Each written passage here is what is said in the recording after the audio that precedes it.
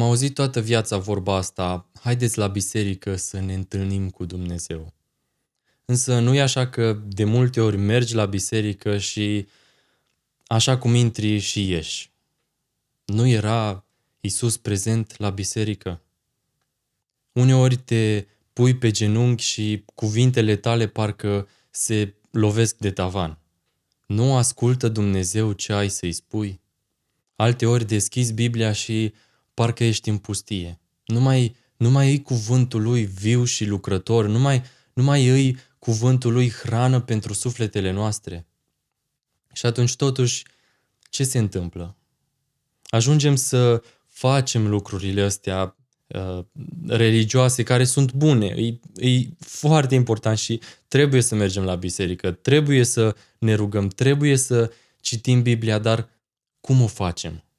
Și poate mai bine zis, care e motivul pentru care o facem? Pentru că dacă ajungi să mergi la biserică pentru că e un obicei pe care ți l-ai format sau te gândești ce o să spună frații, dacă rugăciunea ta e doar despre a-i cere lucruri lui Dumnezeu și a face tot ce ține de tine ca El să-ți rezolve problemele din viața ta, dacă citești din Biblie tot așa, ca să nu te simți vinovat la finalul zilei sau vrei să înveți ceva nou despre Dumnezeu ca să poți să spui la alții și să pari cineva, să pari cumva, n-ai cum să te bucuri de El, n-ai cum să te bucuri de lucrurile astea. Când lucrurile spirituale pe care le faci, când disciplina ta spirituală ajunge să fie doar o rutină, pierzi frumusețea prezenței Lui. Și despre asta vreau să vorbesc în video ăsta, despre frumusețea prezenței Lui Isus. Aș vrea să-ți amintești cum era la început. Cum era în acele prime zile, prime săptămâni, prime luni în care te-ai întors la El, în care ți-ai dat viața Lui în întregime. Cât de pasionat erai, cât de frumos și plăcut era fiecare minut pe care îl petreceai la biserică. Cum rugăciunile tale parcă nu se mai terminau.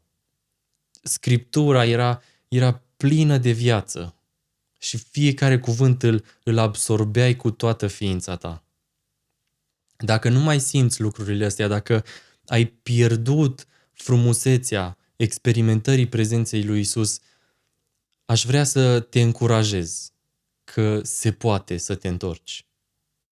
Și Biblia zice clar, adu-ți aminte de unde ai căzut, întoarce-te și fă din nou lucrurile pe care le făceai. Ce vreau să spun, dacă nu se putea să te întorci, nu ar fi fost îndemnul ăsta să te întorci.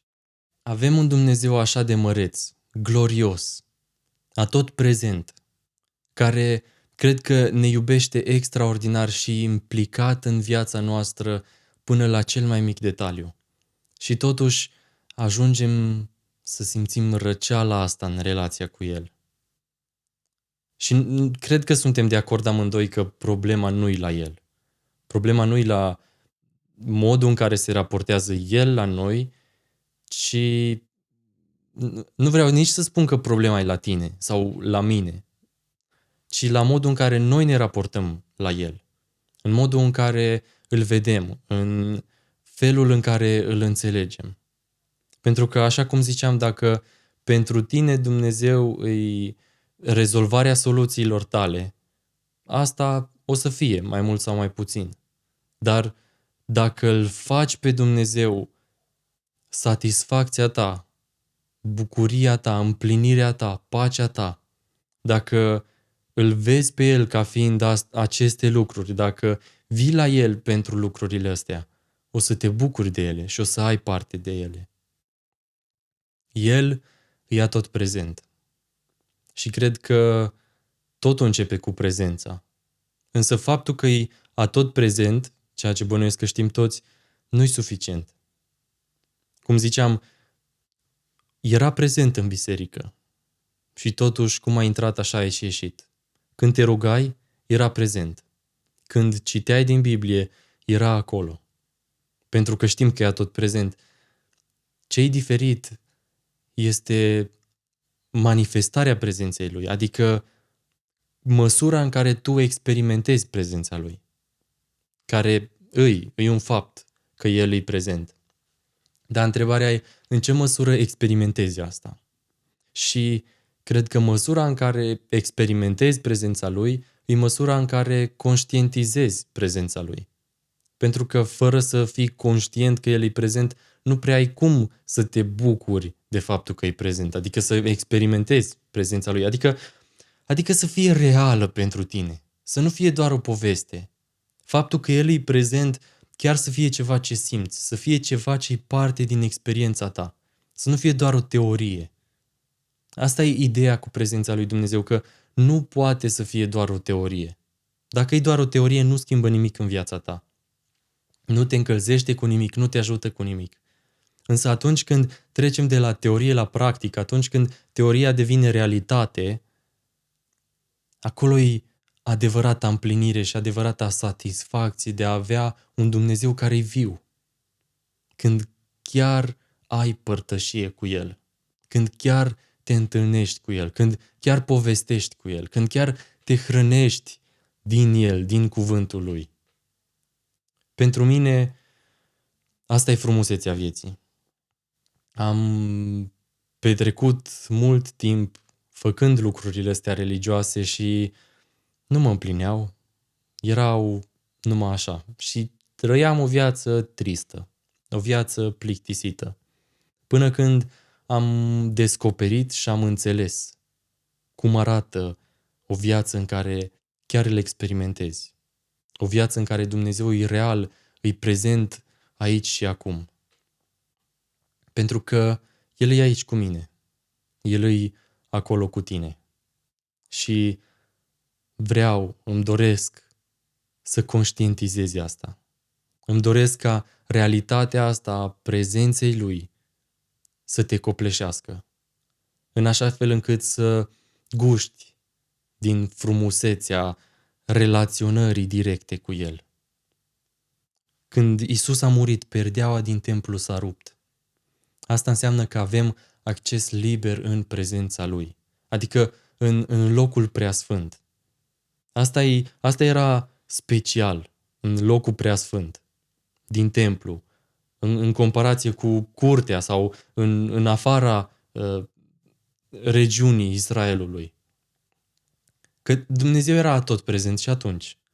Era și în afara cortului, era și în cort. Era și în locul sfânt, era și în locul preasfânt. Însă, în locul preasfânt era prezența Lui manifestată, mai intens, mai real decât oriunde altundeva. Acolo, dacă intrai, chiar simțeai prezența Lui, chiar o experimentai, chiar aveai parte de ea. Și noi acum avem acces în asta. Avem acces în prezența Lui. Ba mai mult, El locuiește în noi. Noi suntem acum temple ale Duhului Sfânt și găzduim prezența Lui. Și aia e trist, că poți să găzduiești prezența Lui. El să fie prezent cu tine, aici și acum. Și să nu te bucuri de asta. Așa că aș vrea să te încurajez un lucru. Data viitoare, înainte să intri în biserică, gândește-te că El e deja acolo și te așteaptă. Înainte să zici primul cuvânt din rugăciunea ta, înainte să-ți deschizi buzele, realizează că e prezent. Imaginează-ți că e față în față cu tine. Și te ascultă și e foarte curios de ce ai să spui. Și mai mult de atât vrea să-ți vorbească. Și atunci când chiar ai o conversație cu cineva, ca să poți să auzi, trebuie să și taci. Dacă rugăciunea ta e doar o scrisoare trimisă către cer, o să turui acolo, o să vorbești în continuu și nu o să faci liniște, nu o să-i faci loc.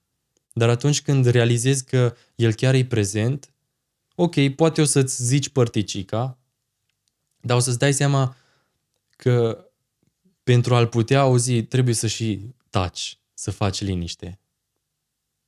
Apoi, când citești din Biblie, ia-ți timp înainte să deschizi. să realizezi că El o promis. O promis că ne vorbește. Ne-a promis că cuvântul Lui e viu și lucrător. Dar cred că măsura în care e viu și lucrător e măsura în care citești împreună cu El. Cum ar fi să nu citești ca să-ți umpli mintea, cunoștința. Să nu citești nici doar ca să lecturezi, să vezi ce mai făcea regele David. Cum ar fi să citești ca să te hrănești. Să zici, Doamne, Luca 4:4 spune că omul nu se hrănește doar cu pâine, ci cu orice cuvânt care vine din gura ta. Vreau să mă hrănesc astăzi. Și nu într-un mod fizic, într-un mod spiritual. Vreau să simt că sufletul meu e umplut, e hrănit, că prinde energie în toată ființa mea. Hrănește-mă din cuvântul tău. Și așa să deschizi Scriptura și cu fiecare cuvânt, cu fiecare verset pe care îl citești, să fii conștient că El îți vorbește, că e prezent cu tine și îți deslușește ceea ce e acolo scris. Biblia nu-i doar text pe foaie. Poate să rămână asta, dar atunci când o faci împreună cu Duhul Sfânt, devine viață. El o face să fie viață, o transformă, în așa fel încât chiar să fie rema, să fie hrană spirituală pentru tine. Și cred că măsura în care poți să te bucuri de El, fie că ești la biserică, fie că ești acasă, că te rogi, că citești din Biblie, orice lucru pe care îl faci, măsura în care te bucuri de realitatea lui Dumnezeu, de faptul că El e prezent, e măsura, e bazată pe cât de conștient ești de prezența Lui. Îți mulțumesc, Iisus, că ești aici. Spune și tu, ia-ți timp și spune-i, îți mulțumesc, Iisus, că ești aici. Conștientizează prezența Lui. Pune-ți atenția pe El și realizează că El chiar e prezent. Nu e o poveste. Iisus nu e o poveste, e cea mai bună veste. Și atunci când înțelegi asta, te bucuri și poți să te bucuri mai mult ca oricând. Nu, asta zicea David, un lucru cer de la Domnul și îl doresc fierbinte, aș vrea să locuiesc în casa ta mereu ca să privesc frumusețea chipului tău. De ce voia în casa Domnului? Ca să privească frumusețea chipului său. Cum ar fi să-ți pui un timp deoparte și să zici, Doamne, nu vreau să-mi vorbești, nu vreau să rezolvi nimic pentru mine, nu vreau să mă ajuți cu nimic, vreau să privesc frumusețea chipului tău. Și asta să fie cu adevărat singurul lucru pe care ți-l dorești. Dacă nu ți-ai dorit niciodată asta, fii curios. Fii curios de ce ți împărtășesc acum și pune-ți timp deoparte ca să zici, ok, Doamne, hai să văd cum ar fi. Cum ar fi ca singura mea căutare în momentul ăsta să fie asta, să privesc frumusețea chipului tău. Doamne, arată-mi frumusețea chipului tău. Ce înseamnă asta? Nu știu ce înseamnă, nu știu cum arată, dar vreau să te cunosc în modul ăsta. Vreau să cunosc frumusețea ta. Dincolo de puterea ta, înțelepciunea ta, maestatea ta, gloria ta, dincolo de orice alt lucru. Vreau acum, în clipa asta, să cunosc frumusețea ta. Îți promit că vei fi uimit și vei fi satisfăcut, vei fi împlinit de frumusețea Lui. Cred eu, mai mult decât de orice altceva. Caută frumusețea prezenței Lui. Îți promit că e cel mai dulce lucru.